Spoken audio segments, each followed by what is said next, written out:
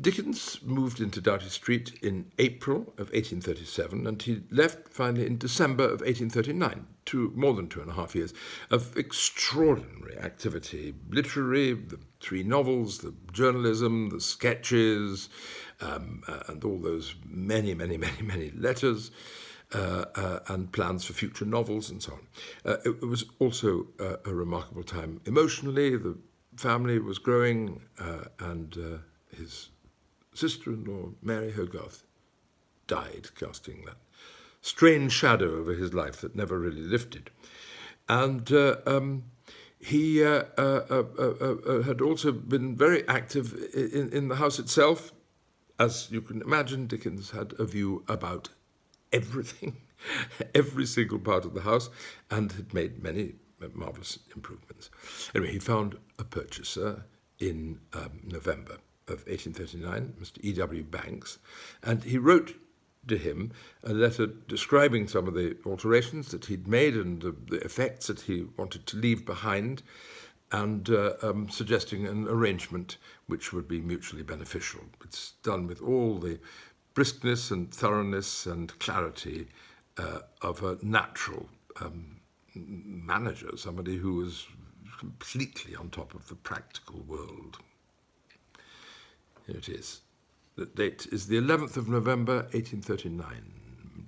Dear Sir, I have a proposition to make to you relative to your leaving your house, which under the circumstances I think it very probable may meet your views as well as mine, by enabling you to make whatever repairs or alterations you may deem advisable before letting it again, without losing rent or time in the meanwhile. Some repairs, I presume, you will deem it necessary to make at once with a view to obtaining a tenant on good terms. The drains, for instance, have been a serious annoyance to us, and although we have had the plumbers in the house 6 times, we have not been able to make them last our time without often receiving strong notice of their being in the neighbourhood. The proposition I have to make to you is this. I will give you up possession at Christmas, paying the rent to March, if you will take the fixtures off my hands. I purchased them when I came in, and have improved and added to them since, and as they stand, excellent blinds being fitted in every window, and many little conveniences here and there, they certainly improve the appearance of the house, and give it an air of much greater comfort and accommodation. There is some pattern furniture, namely the drawing-room carpet, the fender and firearms, the curtains, fitted cornices, the oilcloth in the passage, all in the best condition. These I wish to offer you too. If you feel inclined to take them all, I propose they should be valued by any respectable person, Mr. Handyside, for instance, who valued you before.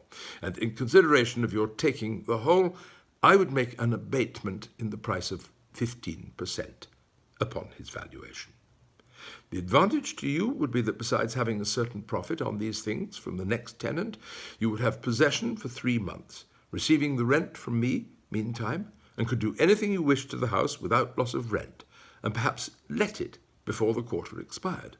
The advantage to me would be that I should dispose of these matters at once, at a sacrifice which I would rather make than keep them, and so have done with them and the house together. An answer at your convenience will oblige me. Meanwhile, I am, yours very truly, Charles Dickens. Perfectly practical.